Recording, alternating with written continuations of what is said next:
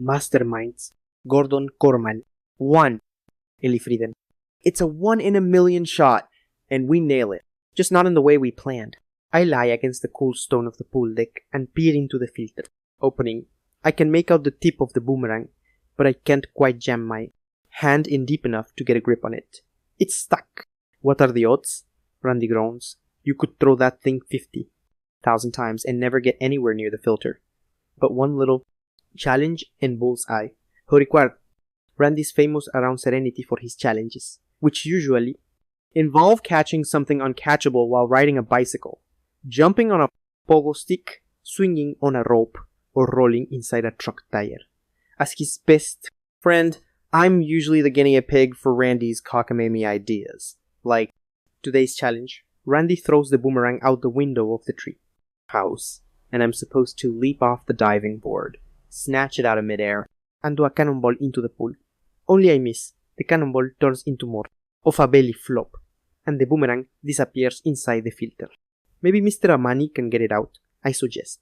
He's the local handyman, whose job includes pool maintenance and just about everything else, from plumbing and electrical work to ridding your crawl space of scorpions and baby armadillos.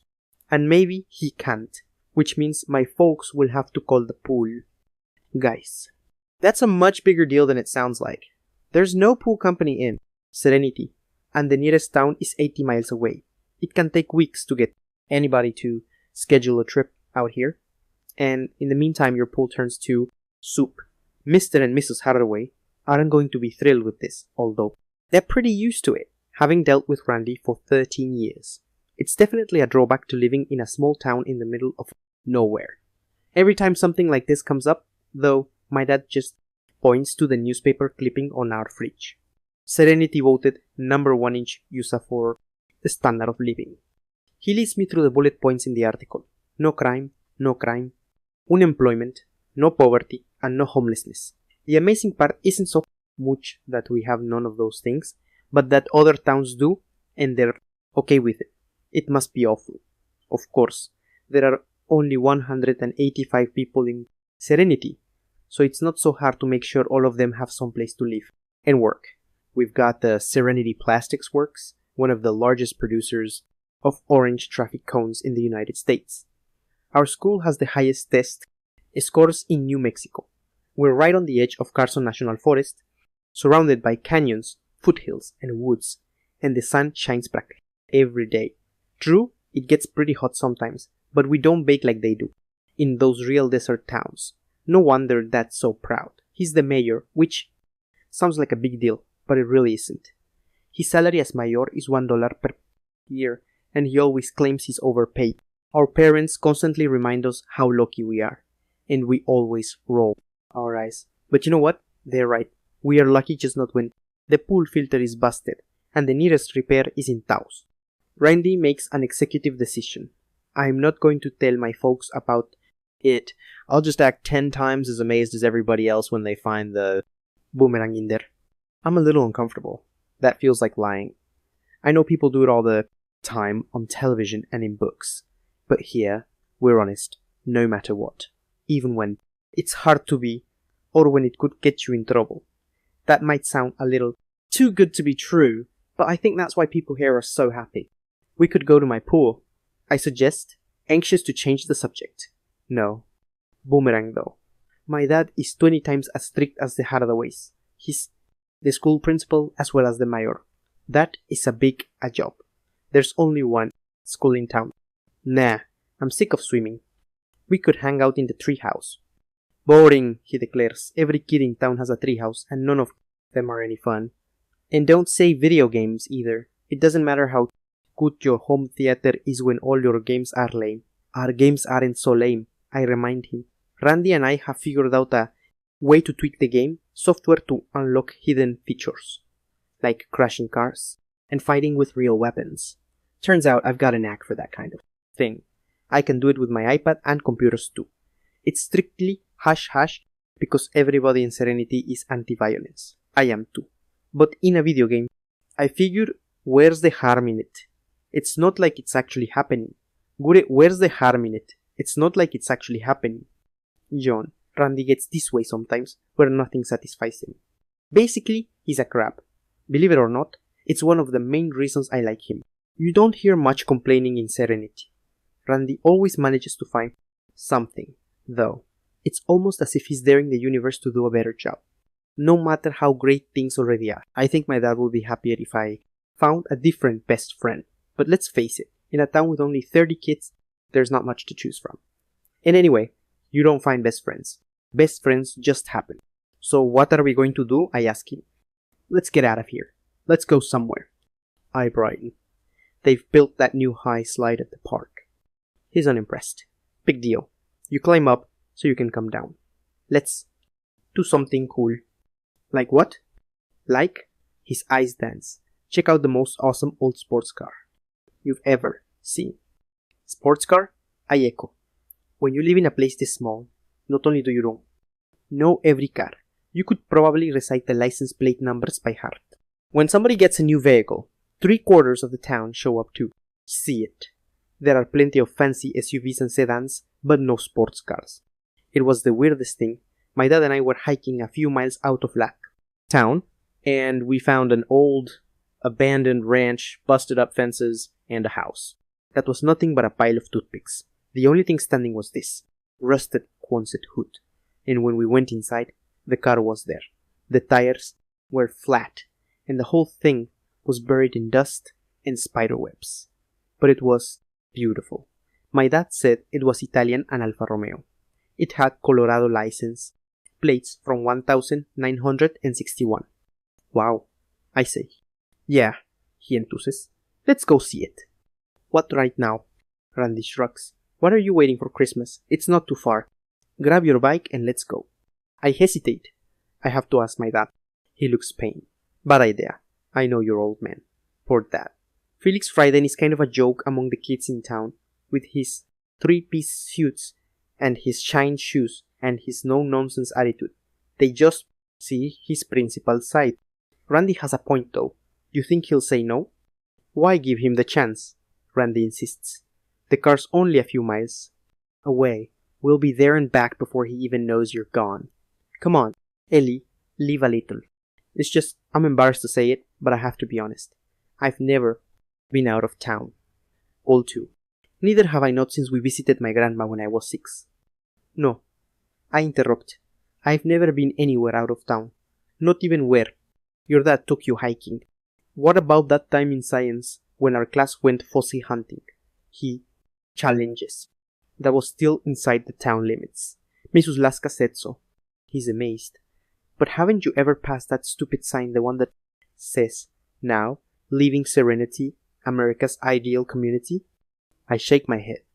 I've never even seen it. Well, you're going to see it today. He decides. Grab your bike.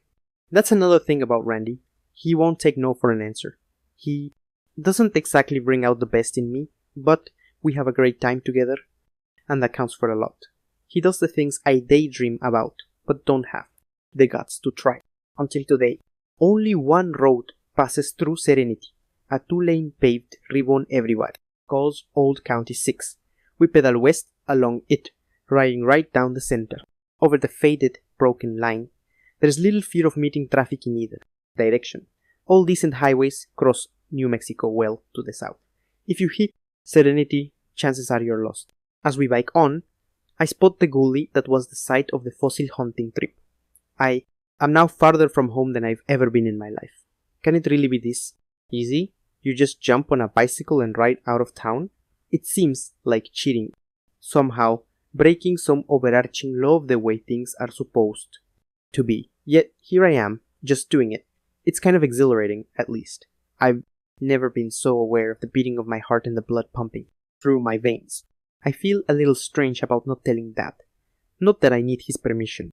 I'm 13 years old. Besides, he never specifically said not to ride my bike out past the town limits. I'm not breaking any rules, but I know he'll be disappointed if he finds out about this. Face it, if I don't need to ask permission for this ride, how come I snuck my bike out of the garage? I try to push the thought from my head as I pedal away. I glance over my shoulder at Serenity, the perfect rows of immaculate white homes The swimming pools positioned on the lots like aquamarine postage stamps. The basketball hoops lined up like sentries, all lovingly set down amid the striking southwestern landscape. In this view I find my answer to the nagging question of how a person could spend 13 years here, without ever once setting foot outside the town proper. Why would I need to? When it comes to fun or comfort, we've got it all. We've got the stuff adults want to: a great school and great jobs. We've got the 3 essential qualities of serenity, citizens, honesty, harmony, and contentment. We've heard about the bigger towns and even worse cities. They stink of garbage, and everything's crumbling, and crime is so bad that nobody can trust anybody else. People spend their time in fear, hunkered down behind locked doors and alarm systems. At the same time, it's almost startling how tiny the town is. Even from this distance of barely a mile, if it wasn't for the factory, you wouldn't notice it, unless you knew what to look for. I guess that's the serenity miracle our parents are always talking about, that so much quality of life can be held in such a small package. How much farther? I call ahead to Randy. Probably another 20 minutes. After a bend in the road, a tall wood obscures the town altogether. It completes the feeling of being out there. Randy doesn't seem to notice at all. "Look!" he shouts back at me, waving his arm to the right. It's the sign Randy mentioned, the one about leaving town. In contrast to spotless and impeccable serenity, it's surprisingly faded and weather-beaten. I squint at the bottom, where the warning "no gas, next 78 miles" has been tacked on. I've done it. I've left town. I survey the rocky hills and scrub pines and brush. I don't know what to call this, but it's not serenity anymore. After more than 13 years, I'm officially somewhere else. And how does it make me feel? To be honest, kind of scared. I've never done this before. Never lost visual contact with my hometown. By the time I get to see this Alfa Romeo, I'll be so stressed out that I won't even be able to appreciate it. I'm overthinking this whole business to the point where it's making me sick to my stomach. Well, I'm not turning back. I made it this far, and Randy will never let me hear the end of it if I don't follow through. But I really am sick and getting sicker. The nausea grows stronger, rising up the back of my throat. There's no way it's just from being nervous. This is something physical. What did I have for lunch today? I can't remember. But whatever it was, it's coming up. And soon.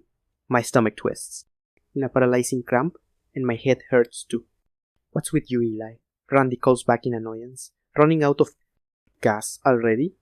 His expression changes when he sees me. "Hey, are you okay?" I've slowed down, although I hardly notice it. Only pure stubbornness keeps my legs pumping. I'm in agony, blinded by the kind of headache that lodges behind the eyes like a glowing coal, pulsating and doubling in intensity. The pain is unimaginable. It's not just a terrible thing, it's the only thing. I'm not even aware of toppling off the bike until my chin strikes the road. Fire erupts on my forearms where they scrape the rough pavement.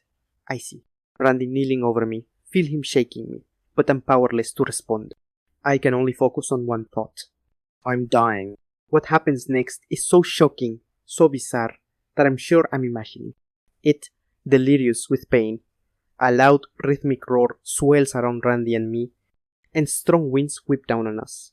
A dark shadow moves directly overhead, growing larger and larger as it descends. An enormous military-style helicopter settles on the road, its rotor buffeting us with air. The hatch opens, and out jump 6 men in identical indigo uniforms and wine-colored berets, purple people-eaters. Randy breathes. Through a fog, I can barely make out the distinctive tunics of the surety, the security force of the Serenity Plastics Works, that doubles as the town police.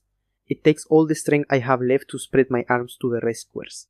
"Help me," I whisper, wondering if they can even hear me over the thunder of the chop. "Ellie, body, body, body, body." I can't seem to pinpoint the source of the voice. Through blurry vision, I can just make out the outline of a face peering down from above. "Ellie, wake up." "Dad?" I've never been so relieved to see him. My father's familiar. Features come into focus, thin lips and pale eyes, the color of a frozen lake. It's his principal stare, although it's hard to imagine him looking any different if he was an astronaut or a fruit picker or a rock star. Most kids go a long way to avoid that expression, But to me, it's familiar and even comforting, my earliest memory. I'm in one of the two beds in Serenity's tiny doctor's office in hell. From clinic. An IV tube tugs at my arm, and that means IV tube. It's all true. It comes back like a delayed reaction recollection of a terrible nightmare. The bikes, the collapse, the purple people eaters. I never thought I'd see you again, Dad. The lump in my throat swells to cantaloupe size. I never thought I'd see anybody. The stare softens and he leans over and hugs me. You gave us quite a maid. Winewing mo. He's scared. What happened? I feel better, but by no means back to normal. Ane, impenetrable grogginess covers me like a curtain. The nausea and headache are gone, but the memory of so much pain and fear haunt me. The idea that it's possible to feel so awful, and that maybe I'll feel that way again one day. It's changed me. On the other hand, I'm alive, which is kind of a surprise. What happened? I repeat. That breaks the hug. He tries, but he's just not a touchy-feely guy. Doctor, Bruder isn't quite sure. Dehydration, maybe. I was fine until suddenly I wasn't anymore. I was on my knees, throwing up nothing and holding on to my head to keep it from falling off. My voice cracks a little. I honestly believed I was going to die. But we can't rule out the possibility of an extreme allergic reaction to something growing out there. That goes on briskly. I stared at him, wanting to be babied just a few minutes longer. Briefly, I wonder if my mom would have been the warm and fuzzy parent. She died when I was little, so I'll never know. I don't even remember the smiling face in her portrait on our mantel. It's my job to replace the flowers every week. The picture is familiar, but the person in it is a stranger. Don't get me wrong, my father has always been there for me. I spit up on his tailor suits as a baby. When I toddled my first steps, his sure hands steadied me. I even remember him in the pool supporting my stomach when I was learning to swim, no small thing for a guy who rarely loosens his tie. But a teddy bear, he's not. Is Randy alright? Did the purple people eaters pick him up too? The pale eyes frost over in disapproval. We don't use that term. I bite my tongue. Maybe you don't, but that's what every kid in town calls them. What do you expect when you dress them up like a platoon in bloom? You're very lucky the surety stumbled on you when they did. Continues. Stumbled? It isn't exactly how I describe it. Is that what you'd call a giant helicopter filled with purple stormtroopers descending from the sky in a blizzard of flying dust? When my father frowns, his lips retreat into a pencil-thin line above his chin. Stormtroopers. Where would you pick up a word like that? From school, I reply. I'm in 8th grade, Dad. We know about armies. We even know they have to fight wars sometimes. He sighs. I suppose. We're citizens of the larger world too, not just our own town. I wish that everybody could share the life we have here. Tell me about it. I agree. Hey, Dad, why do the purple, the surety, have their own helicopter? It belongs to the factory. We're fortunate to have a company like the Plastics Works that looks after us so well. A lot of communities our size don't enjoy our resources. Yeah, I persist. But why do they need it here? We're completely safe. He looks surprised. Well, they just saved your bacon, didn't they? In a big city, that helicopter might be needed for police surveillance. Here we have the luxury to use it to help people. It's just another thing that makes Serenity such a special place. Don't you agree? But for once, I'm not sure whether I agree or not, because the memory of the chopper triggers other images. Rough hands hauling me aboard the craft. A hey from Randy hitting the deck beside me, the sound of the bikes being crammed into the cargo hold. A dizzying takeoff, which finally brings a plunge. Serenity viewed from high above, growing steadily larger as we coming in for a landing. Then, pounding feet, a babble of anxious voices. Purple people eaters, doctor, Bruder, my father, all talking at once. Here, hold the stretcher steady. Quickly, put him out. The needle pierces my arm and I'm fading, but I can hear a response. Yes, Mr. Hammerstrom. Hammerstrom? At that point, the sedative takes effect and everything goes black. Dad kisses my forehead. That doesn't happen very often, proving how much this incident must have shaken him. Now get some rest, Eli. Doctor, Bruder wants to observe you for a couple of days. I know I should just be grateful to be alive, but the curiosity is boiling inside me, and I can't help it. What's Hammerstrom? He's almost gone, but the question freezes him in the doorway. I beg. You pardon? When they took me out of the helicopter, someone mentioned. Hammerstrom. One of the surety goes by that name, Dad replies. I try not to smile. Wow, there's a purple people eater named Hammerstrom! I've gotta tell Randy. Although everybody knows everybody in Serenity, that doesn't extend to the surety. They keep to themselves, which makes them kind of nameless and faceless. You see them around town, but the only time you ever get close is on Serenity Day, for the annual Surety versus Plastics Works tug of war. That's also when they do their drill team parade, which looks like someone spilled grape juice on the Grenadier Guards in front of Buckingham Palace. Now put it out of your mind, my father continues. You're safe and it's all over. It's meant to be soothing, but it sounds a little like an order. I resist a wild impulse to snap a salute.